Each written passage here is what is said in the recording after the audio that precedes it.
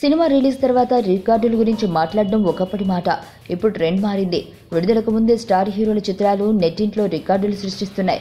ఈ ట్రెండ్లో మహేష్, ఎన్టీఆర్ ముందున్నారు.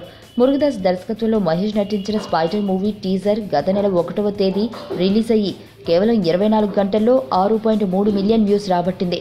ఇదొక రికార్డ్ అయితే, గ్లిమ్స్ ఆఫ్ స్పైడర్ పేరుతో విడుదలైన ఈ టీజర్ యూట్యూబ్లో ఇప్పటివరకు 1,30,00,000కు పైగా వ్యూస్ సాధించడం మరో రికార్డ్.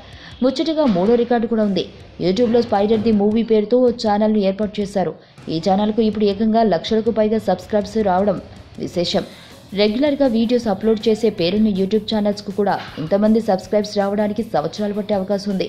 అలాంటిది మహేష్ స్పైడర్ యూట్యూబ్ ఛానల్ నెల రోజుల్లోని ఈ ఫీట్ సాధించడం విశేషం. ఇక ఎన్టీఆర్ జై లవకుశ మూవీ టీజర్ 2 రోజుల క్రితం రిలీజ్ అయ్యి సోషల్ మీడియాలో ప్రకంపనలు సృష్టిస్తోంది. టీజర్ విడుదలైన తొలి 100 సినిమాల్లోనే 1,00,000 లైక్స్ అందుకుని రికార్డ్స్కి తెరతీగా యూట్యూబ్లో 6 లక్షలకు పైగా వ్యూస్, 8 లక్షలకు డిజిటల్ వ్యూస్తో దూసుకుపోతుంది. ఇక ఈ సినిమాలు థియేటర్లోకి వచ్చిన తర్వాత ఎన్ని రికార్డ్స్ సృష్టిస్తాయో ఇప్పుడే చెప్పలేము.